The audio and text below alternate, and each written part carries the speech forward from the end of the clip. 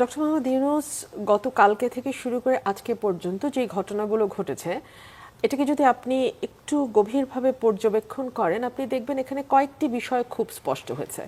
উনি হঠাৎ করে পদত্যাগের কথা বলেছেন, না ঠিক উনি বলেননি, উনি ওনার যে রাজনৈতিক দল এনসিপি, পরোক্ষভাবে ওনার রাজনৈতিক দল এনসিপি, সেই এনসিপির যিনি প্রধান নাহিদ ইসলাম, তিনি গিয়েছিলেন প্রধান উপদেষ্টার সঙ্গে দেখা করতে এবং নাহিদ ইসলাম বের হয়ে এসে সাংবাদিকদের এই কথা বলেছেন। এখানে কয়েকটি বিষয় লক্ষণীয়। গণমাধ্যমের রিপোর্টে দেখলাম বিএনপি 4 বার প্রধান উপদেষ্টার সঙ্গে সাক্ষাৎ করতে চেয়ে তার সাক্ষাৎ পায়নি। আমরা দেখলাম জামায়াতে ইসলামের প্রধান উপদেষ্টার সঙ্গে কথা বলতে চেয়েছে, তাদেরও সেই সুযোগ হয়নি। কিন্তু যেহেতু এনসিপি প্রধান উপদেষ্টার স্নেহধন্য রাজনৈতিক দল, প্রধান উপদেষ্টা কিন্তু এনসিপির নেতার সঙ্গে বসলেন এবং আমার জানা মতে, যেটা সব মিডিয়াতে আসেনি, এরকম একটি তথ্য হচ্ছে কেবলমাত্র নাহিদ ইসলাম ছিল না, সেখানে মাহফুজ ছিল, আসিফ ছিল এবং সেখানে হাসনাত আব্দুল্লাহ ছিল। সো তাদের সকলের সঙ্গেই তিনি কথা বলেছেন এবং সেখান থেকে বেরিয়ে এসে তারা সাংবাদিকদের এই খবর দিয়েছে।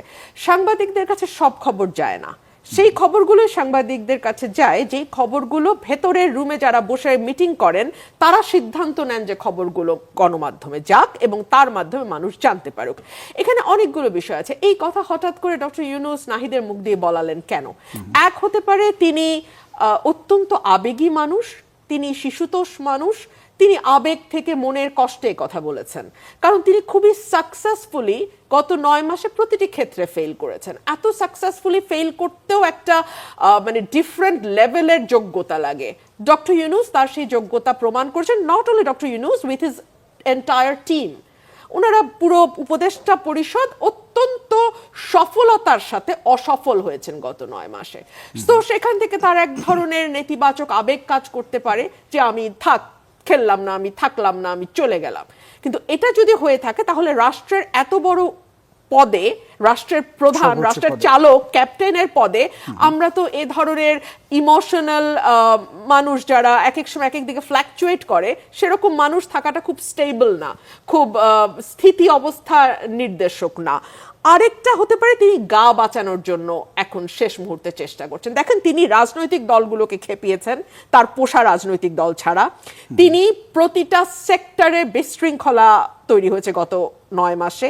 ইভেন তিনি বাংলাদেশের সবচেয়ে আমি বলবো দেশপ্রেমিক সেনাবাহিনী যাকে বলা হয়, বাংলাদেশের স্বাধীনতা এবং সার্বভৌমত্বের প্রতীক, সেনাবাহিনীকে তিনি টোটালি অ্যান্টাগোনাইজ করে তার মুখোমুখি দাঁড় করিয়েছেন এবং হাসনাতের মতন, সার্জিসের মতন, আসিফের মতন বাচ্চা বাচ্চা ছেলেরা তারা সেনা প্রধান সম্পর্কে যেরকম অপমানসূচক কথাবার্তা যখন তখন বলে, লেখে, আমরা চিন্তাও করতে পারি না। এত বছর পলিটিক্যাল ক্যারিয়ার এক একজনের, বিএনপি বলেন, অন্যান্য রাজনৈতিক দলের বলেন, তারা কেউ কল্পনাও করতে পারে না যে এইরকম একটি প্রতিষ্ঠান, যে প্রতিষ্ঠানটি বাংলাদেশের স্বাধীনতা এবং সার্বভৌমত্বের সঙ্গে ওতপ্রোতভাবে জড়িত, সেই প্রতিষ্ঠানকে নিয়ে যাচ্ছে তাই বলা যায়, যাচ্ছে তাই করা যায়।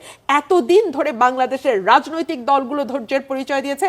আমি বলবো বাংলাদেশ সেনাবাহিনী এবং সেনাপ্রধান তিনি ভীষণ রকম ধৈর্যের পরিচয় দিয়েছে। আপনি আমাকে বলেন, আজকে যদি এই আন্দোলন সফল না হতো, আসিফ, সার্জিস, হাসনাত তারা কিন্তু বহু বছর ধরে আওয়ামী লীগের, ছাত্রলীগের হয়ে কোনোভাবে টিকে ছিল, তারা হয়তো বা টিকেও যেতে পারত, মানে এদিক সেদিক পালিয়ে। সেনাপ্রধান পারত, ওনার কোর্ট মার্শাল হতো না, ওনার ফাঁসি হতো না, কারণ উনি তো ঠান্ডা মাথায় সিদ্ধান্ত নিয়েছিলেন যে উনি সরকারের আদেশ পালন করবেন না। সরকার যে গুলির আদেশ দিচ্ছে, নিজের দেশের জনগণের উপর গুলি চালানোর আদেশ দিচ্ছে, সেনাপ্রধান তো সেই আদেশ ফলো করেন নাই। এবং তিনি এমন সেনাপ্রধান, তাকে যদি আপনি ওনার আগের সেনাপ্রধানের সঙ্গে তুলনা করেন তাহলে খুব ভুল হবে। বাহিনীতে এবং বাহিনীর বাইরে ওনার একটা আলাদা ইমেজ আছে, ওনার একটা আলাদা সুনাম আছে, ওনার একটা আলাদা সম্মান আছে। সুতরাং এই মানুষটিকে যেভাবে হেনস্থা করা হয়েছে গত 9 মাসে, that is very very very unfortunate.